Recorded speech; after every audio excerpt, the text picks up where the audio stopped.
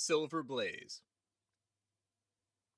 "I'm afraid, Watson, that I shall have to go," said Holmes as we sat down together to our breakfast one morning. "Go? Where to?" "To Dartmoor, to King's Pyland." I was not surprised. Indeed, my only wonder was that he had not already been mixed up in this extraordinary case, which was the one topic of conversation through the length and breadth of England. For a whole day my companion had rambled about the room, with his chin upon his chest and his brows knitted, charging and recharging his pipe with the strongest black tobacco, and absolutely deaf to any of my questions or remarks. Fresh editions of every paper had been sent up by our newsagent, only to be glanced over and tossed down into a corner. Yet silent as he was, I knew perfectly well what it was over which he was brooding. There was but one problem before the public which could challenge his powers of analysis, and that was the singular disappearance of the favourite for the Wessex Cup, and the tragic murder of its trainer. When, therefore, he suddenly announced his intention of setting out for the scene of the drama, it was only what I had both expected and hoped for.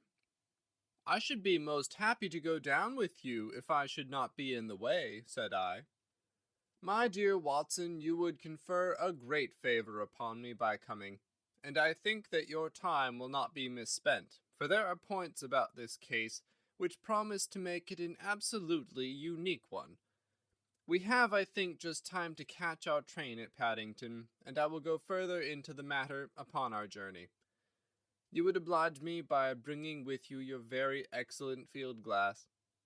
And so it happened that an hour or so later I found myself in the corner of a first-class carriage flying along en route for Exeter, while Sherlock Holmes, with his sharp, eager face, framed in his ear-flapped travelling cap, dipped rapidly into the bundle of fresh papers which he had procured at Paddington. We had left Reading far behind us before he thrust the last one of them under the seat, and offered me his cigar-case. "We're going well," said he, looking out the window and glancing at his watch. "Our rate at present is 53.5 miles an hour." "I've not observed the quarter-mile posts," said I. "Nor have I, but the telegraph posts upon this line are 60 yards apart, and the calculation is a simple one. I presume that you've looked into this matter of the murder of John Straker and the disappearance of Silver Blaze." "I have seen what the Telegraph and the Chronicle have to say. It is one of those cases where the art of the reasoner should be used rather for the sifting of details than for the acquiring of fresh evidence. The tragedy has been so uncommon, so complete, and of such personal importance to so many people, that we're suffering from a plethora of surmise, conjecture, and hypothesis. The difficulty is to detach the framework of fact, of absolute, undeniable fact, from the embellishments of theorists and reporters. Then, having established ourselves upon this sound basis, it is our duty to see what inferences may be drawn and what are the special points upon which the whole mystery turns. On Tuesday evening I received telegrams from both Colonel Ross, the owner of the horse, and from Inspector Gregory, who is looking after the case, inviting my cooperation." "Tuesday evening!" I exclaimed. "And this is Thursday morning. Why didn't you go down yesterday?" "Because I made a blunder, my dear Watson, which is, I'm afraid, a more common occurrence than any one would think who only knew me through your memoirs. The fact is, that I could not believe it possible that the most remarkable horse in England could long remain concealed, especially in so sparsely inhabited a place as the north of Dartmoor. From hour to hour yesterday, I expected to hear that he had been found, and that his abductor was the murderer of John Straker. When, however, another morning had come, and I found that, beyond the arrest of young Fitzroy Simpson, nothing had been done, I felt that it was time for me to take action. Yet, in some ways, I feel that yesterday has not been wasted." "You have formed a theory, then?" At least I've got a grip of the essential facts of the case. I shall enumerate them to you, for nothing clears up a case so much as stating it to another person, and I can hardly expect your cooperation if I do not show you the position from which we start. I lay back against the cushions, puffing at my cigar, while Holmes, leaning forward with his long, thin forefinger, checking off the points upon the palm of his left hand, gave me a sketch of the events which had led to our journey. Silverblaze, said he, is from the Somami stock, and holds as brilliant a record as his famous ancestor.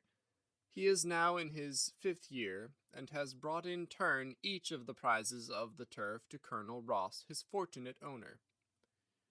Up to the time of the catastrophe, he was the first favourite for the Wessex Cup, the betting being 3-1 on him. He's always, however, been a prime favourite with the racing public, and has never yet disappointed them, so that, even at those odds, enormous sums of money have been laid upon him. It is obvious, therefore, that there were many people who had the strongest interest in preventing Silverblaze from being there at the fall of the flag next Tuesday. The fact was of course appreciated at King's Pyland, where the Colonel's training stable is situated. Every precaution was taken to guard the favourite. The trainer, John Straker, is a retired jockey who rode in Colonel Ross's colours before he became too heavy for the weighing chair. He has served the Colonel for 5 years as jockey, and for 7 as trainer, and has always shown himself to be a zealous and honest servant. Under him were 3 lads, for the establishment was a small one, containing only 4 horses in all. One of these lads sat up each night in the stable, while the others slept in the loft. All 3 bore excellent characters. John Straker, who was a married man, lived in a small villa about 200 yards from the stables. He has no children, keeps 1 maidservant, and is comfortably off. The country round is very lonely, but about half a mile to the north there is a small cluster of villas which have been built by a Tavistock contractor for the use of invalids and others who may wish to enjoy the pure Dartmoor air. Tavistock itself lies 2 miles to the west, while across the moor, also about 2 miles distant, is the larger training establishment of Mapleton, which belongs to Lord Backwater, and is managed by Silas Brown. In every other direction, the moor is a complete wilderness, inhabited only by a few roaming gypsies. Such was the general situation last Monday night when the catastrophe occurred. On that evening the horses had been exercised and watered as usual, and the stables were locked up at 9 o'clock. 2 of the lads walked up to the trainer's house, where they had supper in the kitchen, while the third, Ned Hunter, remained on guard. At a few minutes after 9, the maid Edith Baxter carried down to the stables his supper, which consisted of a dish of curried mutton. She took no liquid, as there was a water tap in the stables, and it was the rule that the lad on duty should drink nothing else. The maid carried a lantern with her, as it was very dark, and the path ran across the open moor. Edith Baxter was within 30 yards of the stables, when a man appeared out of the darkness and called to her to stop. As he stepped into the circle of yellow light thrown by the lantern, she saw that he was a person of gentlemanly bearing, dressed in a grey suit of tweeds with a cloth cap. He wore gaiters, and carried a heavy stick with a knob to it. She was most impressed, however, by the extreme pallor of his face and by the nervousness of his manner. His age, she thought, would be rather over 30 than under it. "Can you tell me where I am?" he asked. "I had almost made up my mind to sleep on the moor when I saw the light of your lantern." "You are close to the King's Pyland training stables," said she. "Oh, indeed, what a stroke of luck!" he cried. "I understand that a stable boy sleeps there alone every night, Perhaps that is his supper which you are carrying to him. Now, I am sure that you would not be too proud to earn the price of a new dress, would you?" He took a piece of white paper, folded up, out of his waistcoat pocket. "See that the boy has this tonight, and you shall have the prettiest frock that money can buy."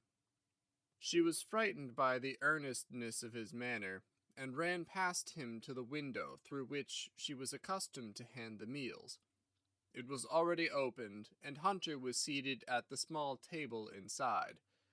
She had begun to tell him of what had happened when the stranger came up again. "Good evening," said he, looking through the window. "I wanted to have a word with you." The girl has sworn that as he spoke she noticed the corner of the little paper packet protruding from his closed hand. "What business have you here?" asked the lad. "It's business that may put something into your pocket," said the other. "You've 2 horses in for the Wessex Cup, Silver Blaze and Bayard. Let me have the straight tip, and you won't be a loser. It is a fact that at the weights Bayard could give the other 100 yards in 5 furlongs, and that the stable have put their money on him." "So you're one of those damned touts," cried the lad. "I'll show you how we serve them in King's Pyland." He sprang up and rushed across the stable to unloose the dog. The girl fled away to the house, but as she ran she looked back and saw that the stranger was leaning through the window. A minute later, however, when Hunter rushed out with the hound, he was gone, and though he ran all round the buildings, he failed to find any trace of him. "One moment," I asked. "Did the stable boy, when he ran out with the dog, leave the door unlocked behind him?" "Excellent, Watson, excellent," murmured my companion. "The importance of the point struck me so forcibly that I sent a special wire to Dartmoor yesterday to clear the matter up.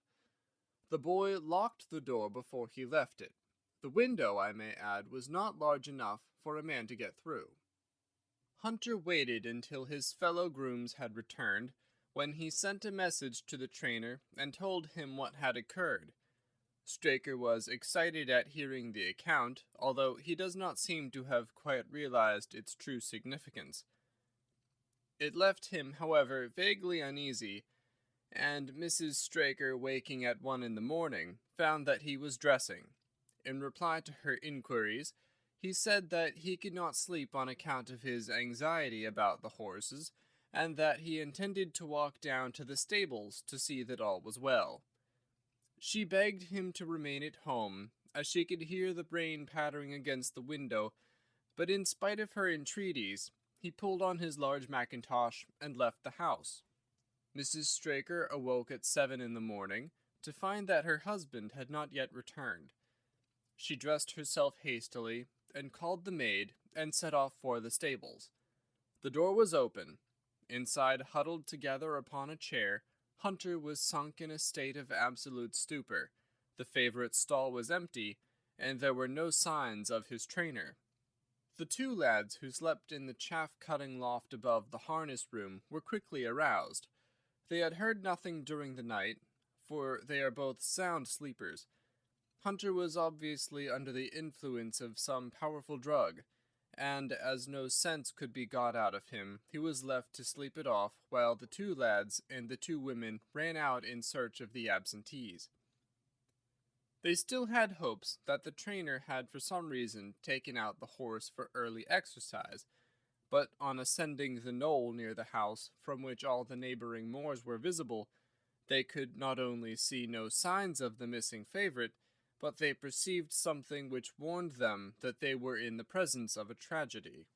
About a quarter of a mile from the stables, John Straker's overcoat was flapping from a furze bush. Immediately beyond there was a bowl-shaped depression in the moor, and at the bottom of this was found the dead body of the unfortunate trainer. His head had been shattered by a savage blow from some heavy weapon, and he was wounded on the thigh, where there was a long, clean cut, inflicted evidently by some very sharp instrument.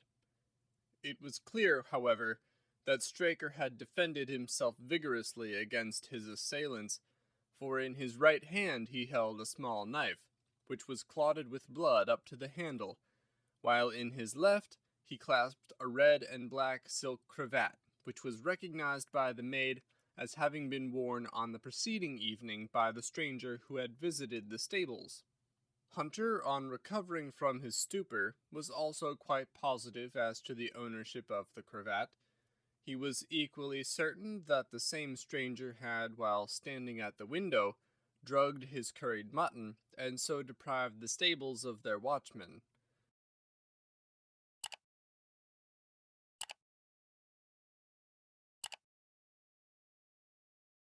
As to the missing horse, there were abundant proofs in the mud which lay at the bottom of the fatal hollow that he had been there at the time of the struggle. But from that morning he had disappeared, and although a large reward has been offered, and all the gypsies of Dartmoor are on the alert, no news has come of him. Finally, an analysis has shown that the remains of his supper left by the stable lad contain an appreciable quantity of powdered opium, while the people at the house partook of the same dish on the same night without any ill effect. Those are the main facts of the case, stripped of all surmise and stated as baldly as possible. I shall now recapitulate what the police have done in the matter. Inspector Gregory, to whom the case has been committed, is an extremely competent officer. Were he but gifted with imagination, he might rise to great heights in his profession. On his arrival, he promptly found and arrested the man upon whom suspicion naturally rested.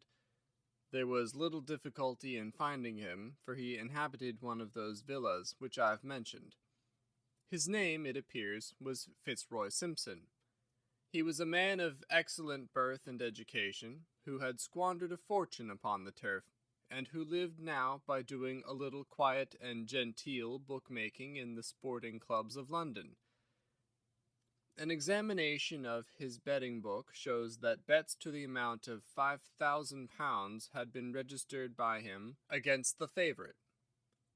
On being arrested, he volunteered that statement that he had come down to Dartmoor in the hope of getting some information about the King's Pyland horses, and also about Desborough, the second favourite, which was in charge of Silas Brown at the Mapleton stables. He did not attempt to deny that he had acted as described upon the evening before, but declared that he had no sinister designs, and had simply wished to obtain first-hand information. When confronted with his cravat, he turned very pale, and was utterly unable to account for its presence in the hand of the murdered man. His wet clothing showed that he had been out in the storm of the night before, and his stick, which was a Penang lawyer weighted with lead, was just such a weapon as might, by repeated blows, have inflicted the terrible injuries to which the trainer had succumbed. On the other hand, there was no wound upon his person, while the state of Straker's knife would show that one at least of his assailants must bear his mark upon him.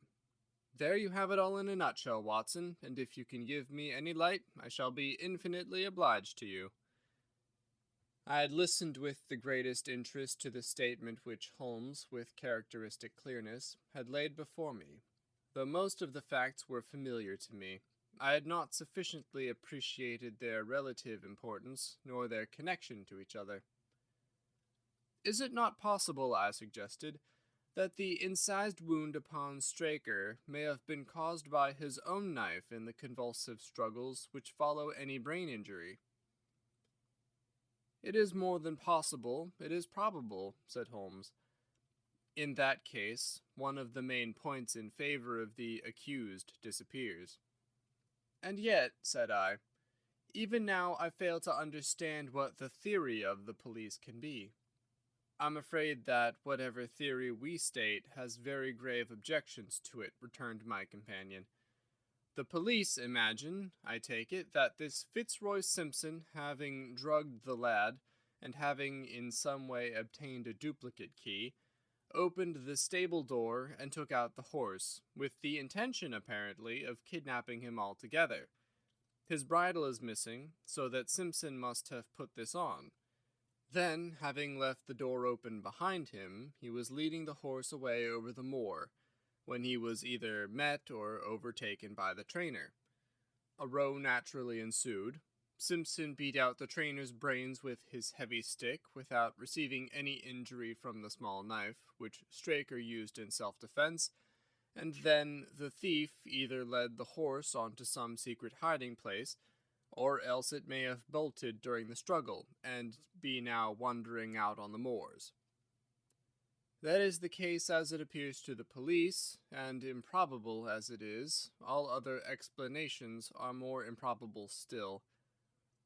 However, I shall very quickly test the matter when I am once upon the spot, and until then I cannot really see how we can get much further than our present position.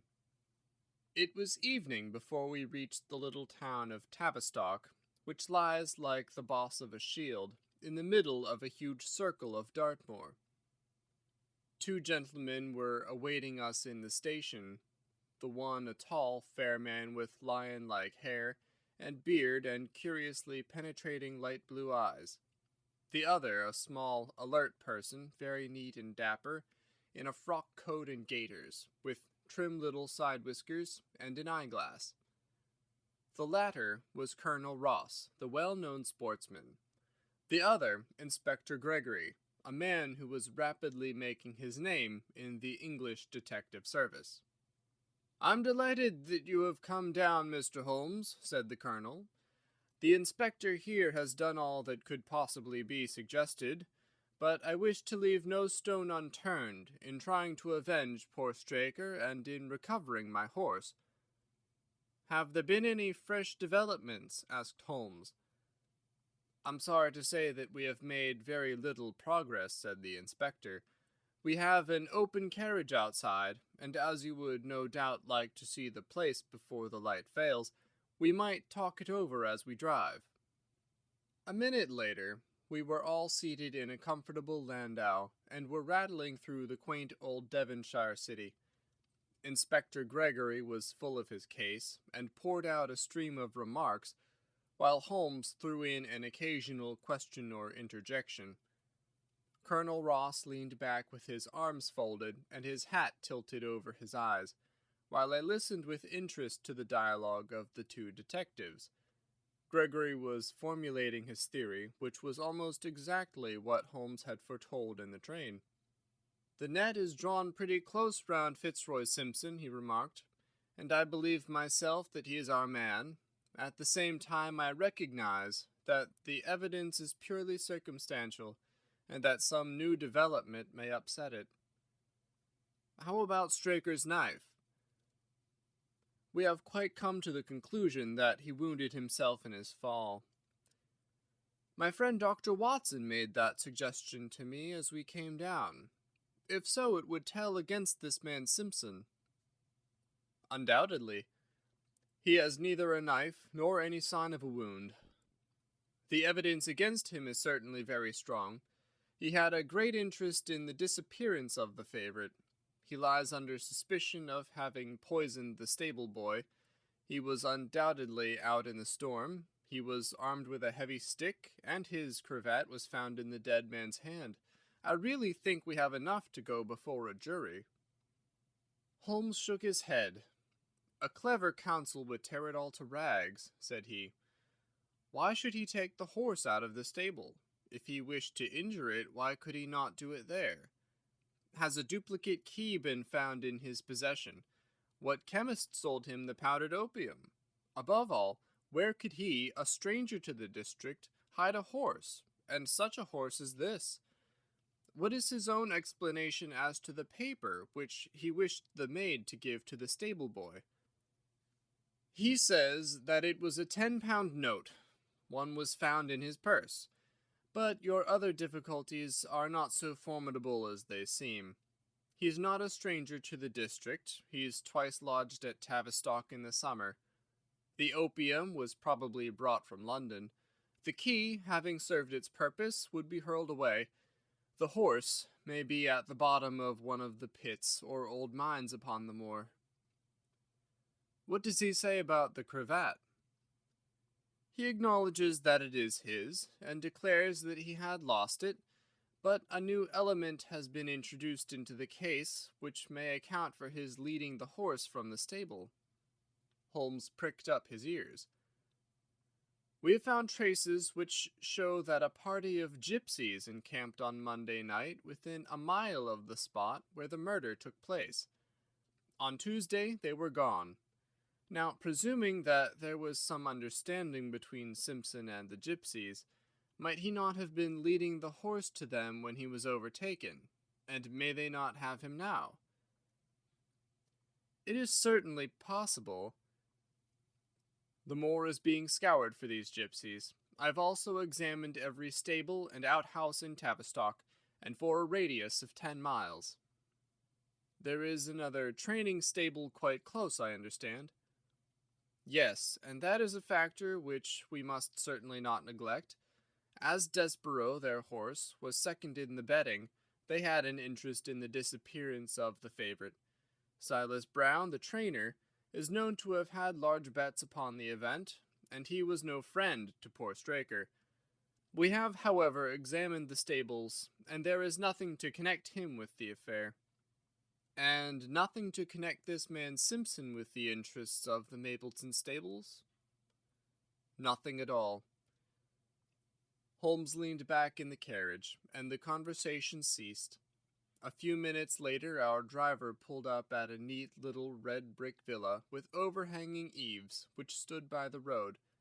Some distance off, across a paddock, lay a long grey-tiled outbuilding. In every other direction, the low curves of the moor, bronze-colored from the fading ferns, stretched away to the skyline, broken only by the steeples of Tavistock, and by a cluster of houses away to the westward, which marked the Mapleton stables. We all sprang out with the exception of Holmes, who continued to lean back with his eyes fixed upon the sky in front of him, entirely absorbed in his own thoughts. It was only when I touched his arm that he roused himself with a violent start and stepped out of the carriage. "Excuse me," he said, turning to Colonel Ross, who had looked at him in some surprise. "I was daydreaming." There was a gleam in his eyes and a suppressed excitement in his manner which convinced me, used as I was to his ways, that his hand was upon a clue, though I could not imagine where he had found it. "Perhaps you would prefer at once to go on to the scene of the crime, Mr. Holmes," said Gregory. "I think that I should prefer to stay here a little and go into one or two questions of detail. Straker was brought back here, I presume?" "Yes, he lies upstairs. The inquest is tomorrow." "He has been in your service some years, Colonel Ross?" "I have always found him an excellent servant." "I presume that you made an inventory of what he had in his pockets at the time of his death, Inspector?" "I have the things themselves in the sitting-room, if you would care to see them." "I should be very glad." We all filed into the front room and sat round the central table, while the inspector unlocked a square tin box and laid a small heap of things before us. There was a box of Vestas, 2 inches of tallow candle, an ADP briar-root pipe, a pouch of sealskin with half an ounce of long-cut Cavendish, a silver watch with a gold chain, 5 sovereigns in gold, an aluminum pencil case, a few papers, and an ivory-handled knife with a very delicate, inflexible blade marked Weiss and Company, London. "This is a very singular knife," said Holmes, lifting it up and examining it minutely. "I presume, as I see bloodstains upon it, that it is the one which was found in the dead man's grasp. Watson, this knife is surely in your line." "It is what we call a cataract knife," said I. "I thought so. A very delicate blade devised for very delicate work. A strange thing for a man to carry with him upon a rough expedition, especially as it would not shut in his pocket." "The tip was guarded by a disc of cork which we found beside his body," said the inspector. "His wife tells us that the knife had lain upon the dressing-table, and that he had picked it up as he left the room. It was a poor weapon, but perhaps the best that he could lay his hands on at the moment. Very possible. How about these papers?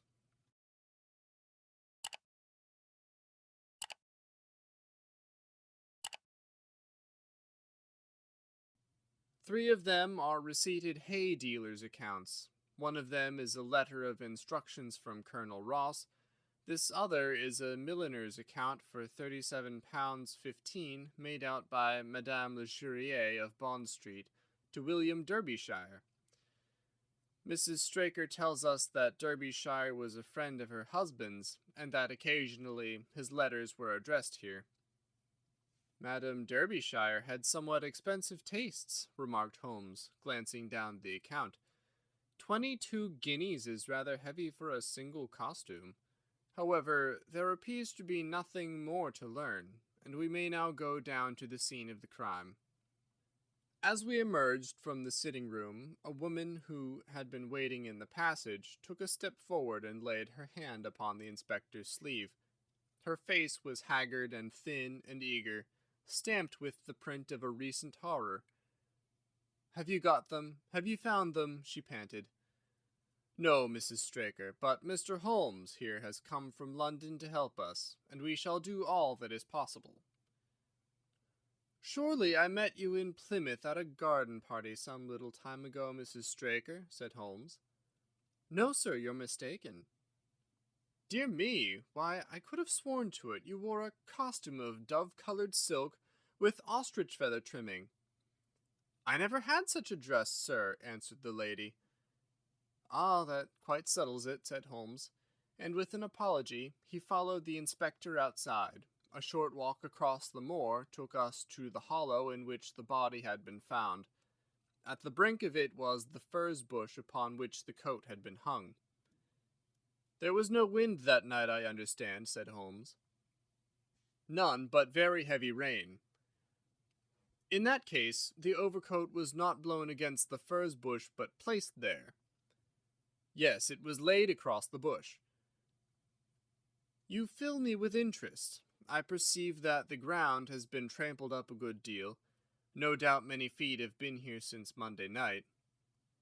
A piece of matting has been laid here at the side, and we have all stood upon that." "Excellent! In this bag I have one of the boots which Straker wore, one of Fitzroy Simpson's shoes, and a cast horseshoe of Silver Blaze." "My dear Inspector, you surpass yourself." Holmes took the bag, and descending into the hollow, he pushed the matting into a more central position. Then, stretching himself upon his face and leaning his chin upon his hands, he made a careful study of the trampled mud in front of him. "Hullo," he said suddenly, "what's this?" It was a wax vesta half burned, which was so coated with mud that it looked at first like a little chip of wood. "I cannot think how I came to overlook it," said the inspector with an expression of annoyance. "It was invisible, buried in the mud. I only saw it because I was looking for it." "What, you expected to find it?" "I thought it not unlikely." He took the boots from the bag, and compared the impressions of each of them with marks upon the ground. Then he clambered up to the rim of the hollow, and crawled about among the ferns and bushes. "I'm afraid that there are no more tracks," said the inspector. "I have examined the ground very carefully for 100 yards in each direction." "Indeed," said Holmes, rising, "I should not have the impertinence to do it again after what you say, but I should like to take a little walk over the moor before it grows dark, that I may know my ground tomorrow, and I think that I shall put this horseshoe into my pocket for luck." Colonel Ross, who had shown some signs of impatience at my companion's quiet and systematic method of work, glanced at his watch. "I wish you would come back with me, Inspector," said he. "There are several points on which I should like your advice, and especially as to whether we do not owe it to the public to remove our horse's name from the entries for the cup." "Certainly not," cried Holmes with decision. "I should let the name stand." The colonel bowed. I am very glad to have had your opinion, sir, said he. You will find us at poor Straker's house when you have finished your walk, and we can drive together into Tavistock. He turned back with the inspector, while Holmes and I walked slowly across the moor. The sun was beginning to sink behind the stables of Mapleton, and the long, sloping plain in front of us was tinged with gold, deepening into rich, ruddy browns where the faded ferns and brambles caught the evening light. But the glories of the landscape were all wasted upon my companion, who was sunk in the deepest thought. "It's this way, Watson," said he at last. "We may leave the question of who killed John Straker for the instant, and confine ourselves to finding out what has become of the horse. Now, supposing that he broke away during or after the tragedy, where could he have gone to? The horse is a very gregarious creature. If left to himself, his instincts would have been either to return to King's Pyland or go over to Mapleton. Why should he run wild upon the moor? He would surely have been seen by now. And why should gypsies kidnap him? These people always clear out when they hear of trouble, for they do not wish to be pestered by the police. They could not hope to sell such a horse. They would run a great risk and gain nothing by taking him. Surely that is clear. Where is he, then? I have already said that he must have gone to King's Pyland or to Mapleton. He is not at King's Pyland, therefore he is at Mapleton. Let us take that as a working hypothesis, and see what it leads us to. This part of the moor, as the inspector remarked, is very hard and dry, but it falls away towards Mapleton, and you can see from here that there is a long hollow over yonder, which must have been very wet on Monday night. If our supposition is correct, then the horse must have crossed that, and there is the point where we should look for his tracks.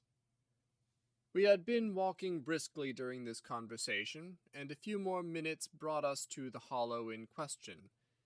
At Holmes' request, I walked down the bank to the right, and he to the left, but I had not taken 50 paces before I heard him give a shout, and saw him waving his hand to me. The track of a horse was plainly outlined in the soft earth in front of him, and the shoe with which he took from his pocket exactly fitted the impression. "See the value of imagination," said Holmes. "It is the one quality which Gregory lacks. We imagined what might have happened, acted upon the supposition, and find ourselves justified. Let us proceed." We crossed the marshy bottom and passed over a quarter of a mile of dry, hard turf. Again the ground sloped, and again we came on the tracks. Then we lost them for half a mile, but only to pick them up once more quite close to Mapleton. It was Holmes who saw them first, and he stood pointing with a look of triumph upon his face. A man's track was visible beside the horse's. "The horse was alone before," I cried. "Quite so. It was alone before. Hello, what is this?" The double track turned sharp off and took the direction of King's Pyland. Holmes whistled, and we both followed along after it. His eyes were on the trail, but I happened to look a little to one side, and saw to my surprise the same tracks coming back again in the opposite direction. "One for you, Watson," said Holmes when I pointed it out. "You have saved us a long walk, which would have brought us back on our own traces.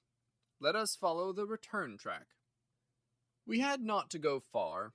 It ended at the paving of asphalt which led up to the gates of the Mapleton stables. As we approached, a groom ran out from them. "We don't want any loiterers about here," said he. "I only wish to ask a question," said Holmes, with his finger and thumb in his waistcoat pocket. "Should I be too early to see your master, Mr. Silas Brown, if I were to call at 5 o'clock tomorrow morning?" "Bless you, sir, if any one is about he will be, for he is always the first stirring. But here he is, sir, to answer your questions for himself." "No, sir, no. It is as much as my place is worth to let him see me touch your money. Afterwards, if you like." As Sherlock Holmes replaced the half-crown which he had drawn from his pocket, a fierce-looking elderly man strode out from the gate with a hunting crop swinging in his hand. "What's this, Dawson?" he cried. "No gossiping! Go about your business. And you, what the devil do you want here?" 10 minutes' talk with you, my good sir," said Holmes in the sweetest of voices. "I've no time to talk to every gadabout. We want no stranger here. Be off, or you may find a dog at your heels." Holmes leaned forward and whispered something into the trainer's ear. He started violently and flushed to the temples. "It's a lie!" he shouted. "An infernal lie!" "Very good. Shall we argue about it here in public or talk it over in your parlor?" "Oh, come in if you wish to." Holmes smiled. "I shall not keep you more than a few minutes, Watson," said he. "Now, Mr. Brown, I'm quite at your disposal." It was 20 minutes, and the reds had all faded into greys before Holmes and the trainer reappeared. Never have I seen such a change as had been brought about in Silas Brown in that short time. His face was ashy pale, beads of perspiration shone upon his brow, and his hands shook like the hunting crop wagged like a branch in the wind. His bullying, overbearing manner was all gone, too, and he cringed along at my companion's side like a dog with its master. "Your instructions will be done. It shall all be done," said he. "There must be no mistake," said Holmes, looking round at him. The other winced as he read the menace in his eyes. "Oh no, there shall be no mistake. It shall be there. Should I change it first or not?" Holmes thought a little, and then burst out laughing. "No, don't," said he. "I shall write to you about it. No tricks now, or, 'Oh, you can trust me, you can trust me.'" "Yes, I think I can. Well, you shall hear from me tomorrow." He turned upon his heel, disregarding the trembling hand which the other held out to him, and we set off for King's Pyland. "A more perfect compound of the bully, coward, and sneak than Master Silas Brown I have seldom met with," remarked Holmes as we trudged along together. "He has the horse, then?"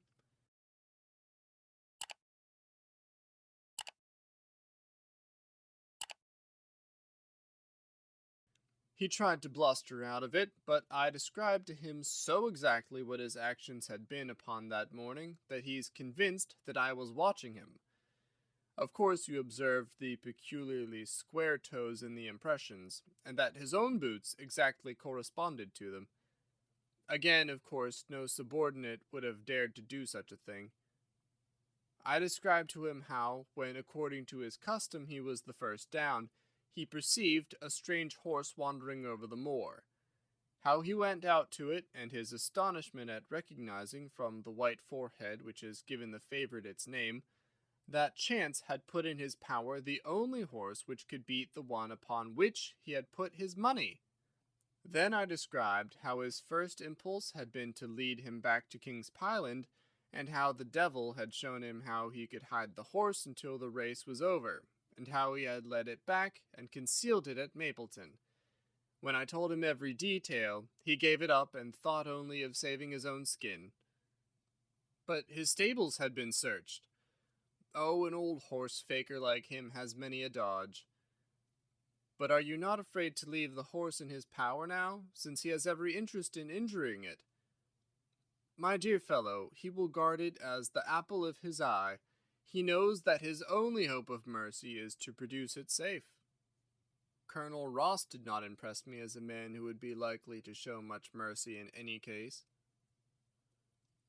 The matter does not rest with Colonel Ross. I follow my own methods, and tell as much or as little as I choose. That is the advantage of being unofficial.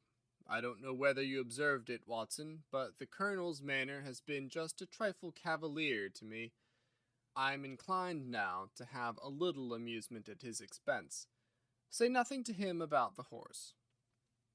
"Certainly not without your permission. And of course, this is all quite a minor point compared to the question of who killed John Straker." "And you will devote yourself to that?" On the contrary, we both go back to London by the night train. I was thunderstruck by my friend's words. We had only been a few hours in Devonshire, and that he should give up an investigation which he had begun so brilliantly was quite incomprehensible to me. Not a word more could I draw from him until we were back at the trainer's house. The colonel and the inspector were awaiting us in the parlor. "My friend and I returned to town by the night express," said Holmes.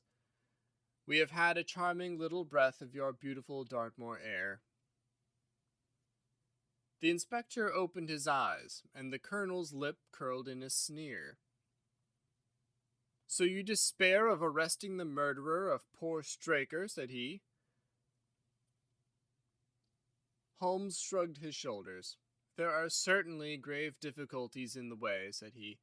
"I have every hope, however, that your horse will start upon Tuesday, and I beg that you will have your jockey in readiness. Might I ask for a photograph of Mr. John Straker?" The inspector took one from an envelope and handed it to him. "My dear Gregory, you anticipate all my wants.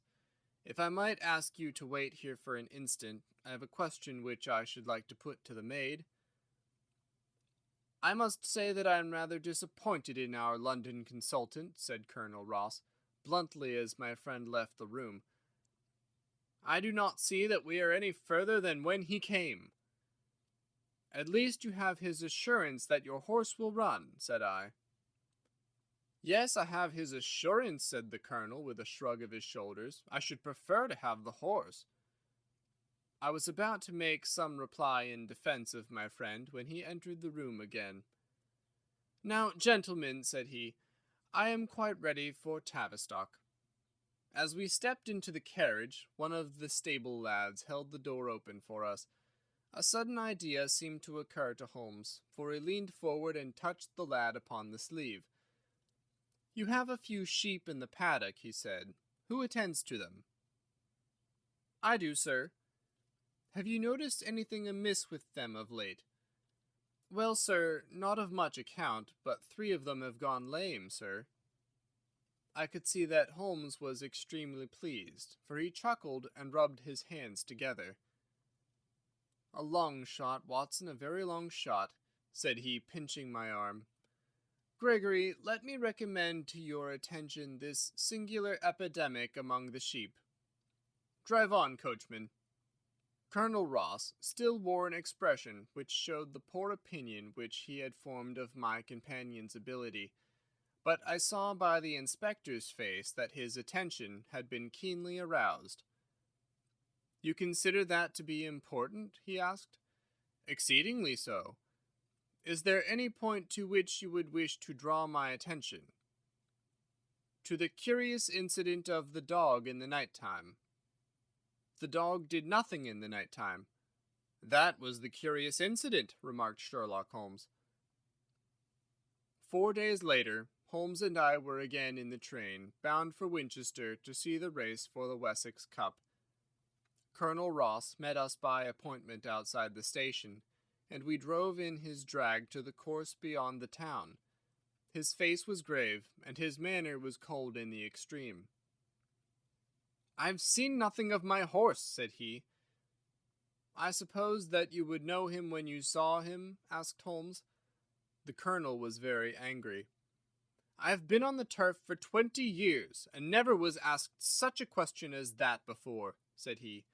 "A child would know Silver Blaze, with his white forehead and his mottled off foreleg." "How is the betting?" "Well, that is the curious part of it. You could have got 15 to 1 yesterday, but the price has become shorter and shorter until you can hardly get 3 to 1 now." "Hum," said Holmes. "Somebody knows something, that is clear." As the drag drew up in the enclosure near the grandstand, I glanced at the card to see the entries. Wessex Plate, it ran, 50 solves, each H-foot, with 1,000 solves added for 4 and 5-year-olds. Second, £300. Third, £200. New course, 1 mile and 5 furlongs.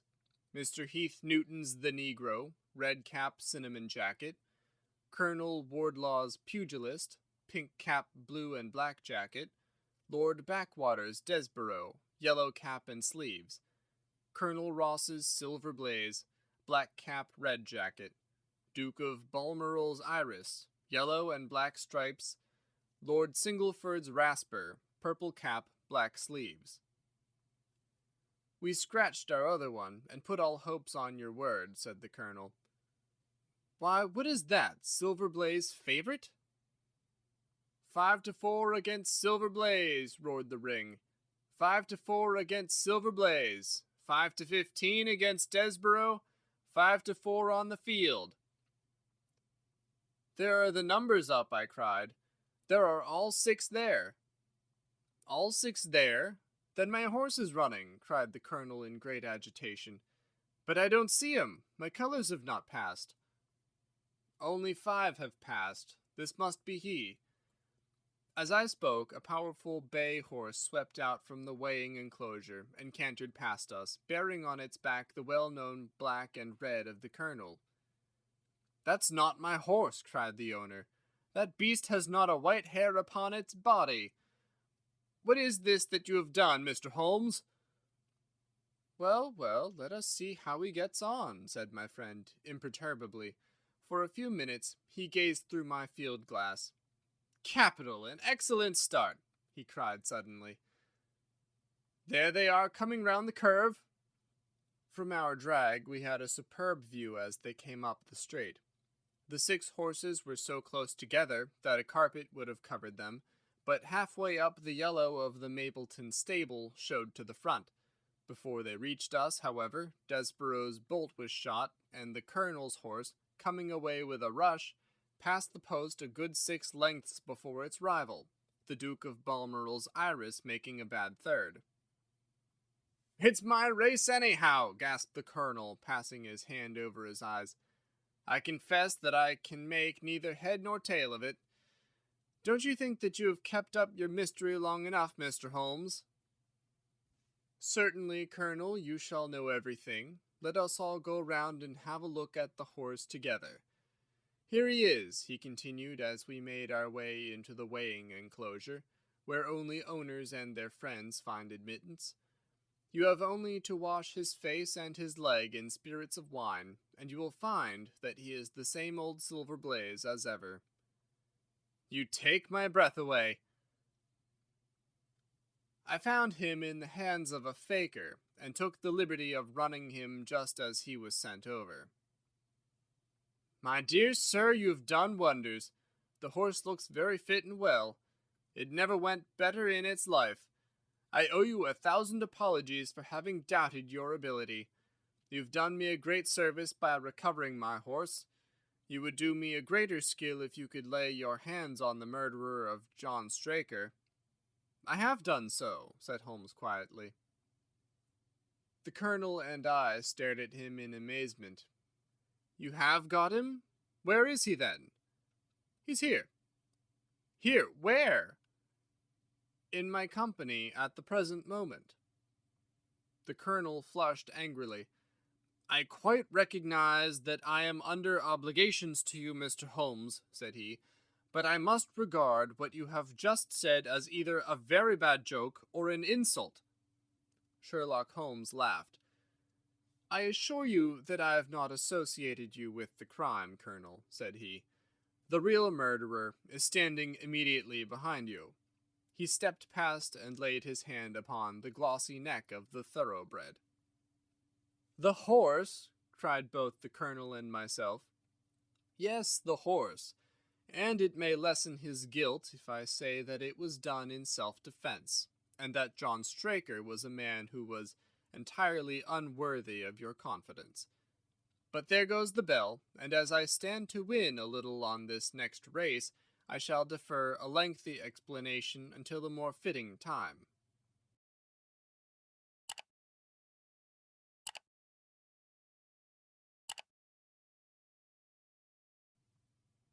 We had a corner of a Pullman car to ourselves that evening as we whirled back to London, and I fancy that the journey was a short one to Colonel Ross as well as to myself, as we listened to our companion's narrative of the events which had occurred at the Dartmoor training stables upon the Monday night, and the means by which he had unravelled them. "I confess," said he, "that any theories which I had formed from the newspaper reports were entirely erroneous. And yet there were indications there, had they not been overlaid by other details which concealed their true import. I went to Devonshire with the conviction that Fitzroy Simpson was the true culprit, although, of course, I saw that the evidence against him was by no means complete. It was while I was in the carriage, just as we reached the trainer's house, that the immense significance of the curried mutton occurred to me. You may remember that I was distrait, and remained sitting after you had all alighted. I was marvelling in my own mind how I could possibly have overlooked so obvious a clue. "I confess," said the Colonel, "that even now I cannot see how it helps us. It was the first link in my chain of reasoning. Powdered opium is by no means tasteless. The flavor is not disagreeable, but it is perceptible. Were it mixed with any ordinary dish, the eater would undoubtedly detect it, and would probably eat no more. A curry was exactly the medium which would disguise this taste. By no possible supposition could this stranger Fitzroy Simpson have caused curry to be served in the trainer's family that night, and it is surely too monstrous a coincidence to suppose that he happened to come along with powdered opium upon the very night when a dish happened to be served which would disguise the flavor. That is unthinkable. Therefore, Simpson becomes eliminated from the case, and our attention centers upon Straker and his wife, the only two people who could have chosen curried mutton for supper that night. The opium was added after the dish was set aside for the stable boy, for the others had the same for supper with no ill effects. Which of them, then, had access to that dish without the maid seeing them? Before deciding that question, I had grasped the significance of the silence of the dog, for one true inference invariably suggests others. The Simpson incident had shown me that a dog was kept in the stables, and yet, though someone had been in and had fetched out a horse, he had not barked enough to arouse the two lads in the loft. Obviously, the midnight visitor was someone whom the dog knew well. I was already convinced, or almost convinced, that John Straker went down to the stables in the dead of the night and took out Silver Blaze. For what purpose? For a dishonest one, obviously, or why should he drug his own stable boy? And yet I was at a loss to know why. There have been cases before now where trainers have made sure of great sums of money by laying against their own horses through agents, and then preventing them from winning by fraud. Sometimes it is a pulling jockey, sometimes it is some surer and subtler means. What was it here? I hoped that the contents of his pocket might help me to form a conclusion. And they did so. You cannot have forgotten the singular knife which was found in the dead man's hand, a knife which certainly no sane man would choose for a weapon. It was, as Dr. Watson told us, a form of knife which is used for the most delicate operations known in surgery, and it was to be used for a delicate operation that night. You must know, with your wide experience of turf matters, Colonel Ross, that it is possible to make a slight nick upon the tendons of a horse's ham, and to do it subcutaneously, so as to leave absolutely no trace. A horse so treated would develop a slight lameness, which would be put down to a strain in exercise or a touch of rheumatism, but never to foul play. "Villain! Scoundrel!" cried the Colonel. We have here the explanation of why John Straker wished to take the horse out onto the moor. So spirited a creature would have certainly roused the soundest of sleepers when it felt the prick of the knife. It was absolutely necessary to do it in the open air. "I've been blind," cried the Colonel. Of course that was why he needed the candle and struck the match. Undoubtedly. But in examining his belongings, I was fortunate enough to discover not only the method of the crime, but even its motives. As a man of the world, Colonel, you know that men do not carry other people's bills about in their pockets. We have most of us quite enough to do to settle our own. I at once concluded that Straker was leading a double life, and keeping a second establishment. The nature of the bill showed that there was a lady in the case, and one who had expensive tastes. Liberal as you are with your servants, one can hardly expect that they can buy 20-guinea walking dresses for their ladies. I questioned Mrs. Straker as to the dress without her knowing it, and having satisfied myself that it had never reached her, I made a note of the milliner's address, and felt that by calling there with Straker's photograph, I could easily dispose of the mythical Derbyshire. From that time on, all was plain. Straker had led out the horse to a hollow where his light would be invisible. Simpson in his flight had dropped his cravat, and Straker had picked it up, with some idea perhaps that he might use it in securing the horse's leg. Once in the hollow, he had got behind the horse and had struck a light, but the creature, frightened at the sudden glare, and with the strange instinct of animals, feeling that some mischief was intended, had lashed out, and the steel shoe had struck Straker full on the forehead. He had already, in spite of the rain, taken off his overcoat in order to do his delicate task, and so, as he fell, his knife gashed his thigh. Do I make it clear? "Wonderful!" cried the Colonel. "Wonderful! You might have been there!" My final shot was, I confess, a very long one. It struck me that so astute a man as Straker would not undertake this delicate tendon-nicking without a little practice. What could he practice on? My eyes fell upon the sheep, and I asked a question which, rather to my surprise, showed that my surmise was correct. When I returned to London, I called upon the milliner, who had recognized Straker as an excellent customer of the name of Derbyshire, who had a very dashing wife with a strong partiality for expensive dresses. I have no doubt that this woman had plunged him over head and ears in debt, and so led him into this miserable plot. "You've explained all but one thing," cried the Colonel. "Where was the horse?" "Ah, it bolted, and was cared for by one of your neighbors. We must have an amnesty in that direction, I think. This is Clapham Junction, if I am not mistaken, and we shall be in Victoria in less than 10 minutes. If you care to smoke a cigar in our rooms, Colonel, I shall be happy to give you any other details which might interest you."